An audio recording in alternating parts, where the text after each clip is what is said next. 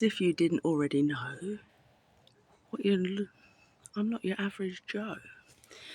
And it's really quite unfair to be left in a predicament of bullshit. Because basically, I've always sort of like, I don't know, at one point I said, I think I'm a test subject or something. I think people have been operating all over me in a certain way to cultivate a certain thing. Because at primary school, my teacher said there's an arts council above every lesson. I'm very privileged for it. I was like, well, I didn't feel privileged. I actually felt just kind of like singled out a lot and quite unfairly singled out by teachers and put out doing lines and all this crap. And so by the time we got to secondary school, I was just like, recluse, get through it, quick, run home to mummy for lunch breaks and shit. I wasn't into it. And so it's like that. And it's like, and then work, probably the roles that I chose, like I was a sky engineer, and there was only 2 women in the whole country doing it. And so I took the job because I wanted to be my own boss, kind of thing. But it was the total opposite. But I got a massive payout when I eventually did get fired because I got to be in my bonnet and just got pissed off with being always having the manager out. It was like total opposite of why I took the job. Anyway, it's like your path in life, what it is, or how it cultivates who you are. I feel quite, I still feel privileged to have had such a diverse background, but it's not fair because, like, when I was at the Millennium Dough, I was rubbing shoulders with like A-listers already then, meeting people, Martin McCutcheons and Harry Enfields at the Roundhouse, and working with real artists, Circus du Soleil and stuff. And so it's like, it's big, and it's who you are is monumentally big, and it's not really fair to be in this predicament like some, I called them Muppet nonces on the street, called, oh, we're calling the police, we're calling the police for you, lady. Who's go on, fucking go ahead, you fucking arseholes. Because I document everything on Facebook, because my mum has outbursts. Ow, ow, ow, ah! It's almost like when she gets to a barrier of going over bumps on the pavement, she just starts screaming, like, I put it on there, and it's like, shut the fuck up. Oh, we're calling the police. It's like, fuck off then, do it, you muppets. Yeah, and we're taking your registration. Anyway, they turned up on the doorstep apparently. Thank fuck I wasn't here, because I've had enough of those muppet nonsense to last a lifetime. And it's just not fair, really, is it? To be in that predicament where you just feel like you've met all these people, did a decade on film sets, Clint Eastwood's directing, standing next to Clint Eastwood and shit, and you're like, this is big. I've been around some big places. And you can't tell me that what it comes down to is you just feel like you're being violated, and these people are actually invading and intruding on your life. It starts to be that. And it's like, I've got to go to court for free hearings? You tell me, supposedly throwing a drink in a dissolved pub. I didn't even buy a drink that day. I did not buy a drink in that premises. So somebody put it in my hand. And when you've been around sort of like Now You See Me Twos and all this magician shit, and half those people on sets for some reason are into magic or fucking hypnosis and weird shit, you just go like, I don't even recall being in that pub. And one thing I don't do when I'm drunk is scream. And it's like, so the statements just seem like total fucking falsified bollocks. And you're like, I have to go to court 3 times for hearings? For supposedly throwing a drink? You didn't even show me the injury on a picture. You put a person in a sling. It's like, are you taking the piss out of somebody's life? So you're just like, these people are actually invading and intruding on your life. And you're like, just get the fuck out of my life. I don't want these Archon fucks in your life. You've overtaxed me already. You said I was guilty. There's no evidence shown, but okay, I'll take that. All right, fucking get on with it. Fucking give me the sentencing. Don't give me another fucking hearing. So it's really unfair that you haven't actually got a specialist solicitor or a specialist lawyer. And I've wrote untold letters to all those extras agencies and behind, and you're just getting these nancy people calling the police on your fucking senilely demented mum. After a couple of beverages, you just start screaming. It's like, I'm not taking you out again. But then I'm nice. I'm like, I'll do it.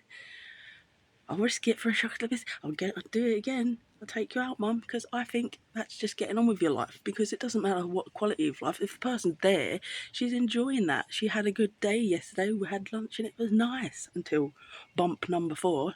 Probably walked too far in the wheelchair. Anyway, we called my dad. He was on his way anyway when these pricks called. So, yeah. And it's like, yeah, just don't need it. Just people intruding on your life. And it's like, it's not fair. I want a good lawyer. I'm already entitled to millions in compensation from 2020, 2020, 2021. It's like, and I just don't even understand my own family now at this point. It's like, you should have paid for a lawyer. My uncle works in special risks insurance with the Lloyd's building. I got work experience via him and was in Ealing Studios when I was fucking 19. It's like, but what am I? I can't even afford a Duolingo fucking subscription. You take it out and you put me in the red. Like, what is this shit?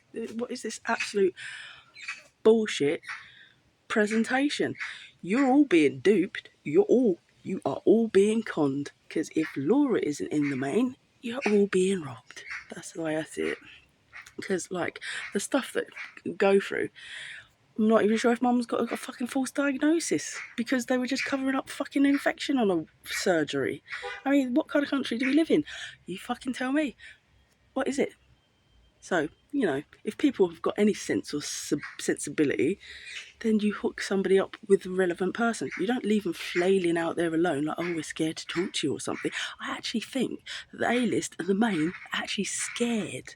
They're actually scared to even talk to you or something. It's like, are you that frank and honest? Yeah. I think I'm the only one that is. And I don't actually care for it.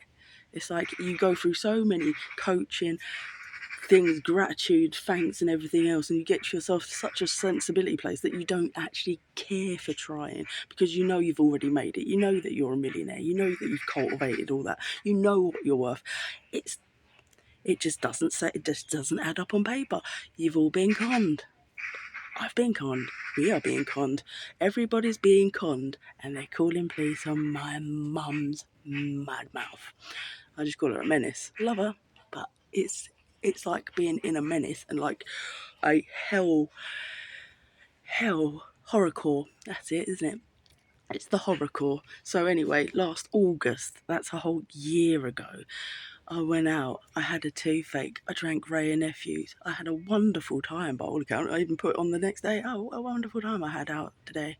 And then it was like 4 days later, they arrested me in Greenwich Market. I went into the same pub. I was like, can I get a pint, please? We're not serving you. Oh, okay. Right, why? I just walked out and went to the market. And then the next minute, there's people in hoodies throwing themselves all over you with body cameras, trying to further their campaign and their hatred. And it's like, you're all fucking fighting the wrong fight, you fucking idiots. Why are you trying to further your campaign? Of course I'm going to say, get the fuck off me, who the fuck are you? Because once you've been in those film realms and you've been surrounded by people in prop uniforms, the lines start to blur. You're a bit like, it's a bit, who the fuck are you? And so anyway, I spent a day in a cell, even though it might not even be a legitimate case. It might just be, as I suspect, Arts Ganglandy vibes, because they look like a couple of actors to me. She threw it. The glass hit the wall. I think it hit the. I don't know. Did it hit the wall? Maybe it didn't hit anything. Did it hit? I think it was his arm. I don't know. It was all but sketchy anyway. And on the first hearing, there was no evidence, no people. Second hearing, it looked like it had been photoshopped and a splash just appeared on the floor. Anyway, whatever way you look at it, I was the one being harassed by a group of people, and I was leaving on the back foot all the way out of the Gypsy Moth dissolved public house premises. So it's like there's a bunch of people and they put you in that CCTV spot on purpose while they're talking to you or whatever, and I'm just talking passionately. That's all that evidence was, and they just exploit the image. So these people are intruding in my life for a whole year potentially, and there's no evidence. I didn't buy a drink in that premises on that day whatsoever. So it's all a bit of like a set-up thing. I have to go to court for 3 days to be intruded on some more. I don't think that's fair. I don't actually want to be in public buildings like that where people, it's debatable anyway, and you feel like it's been rented out because they look like they're off EastEnders, the judges, and guilty as charged. She went like that. I was like, what freak? What a freaky fucking judge that is. Not like the first judge, is she? And apparently I have to go to another hearing even though it's already been sentenced. So, go figure.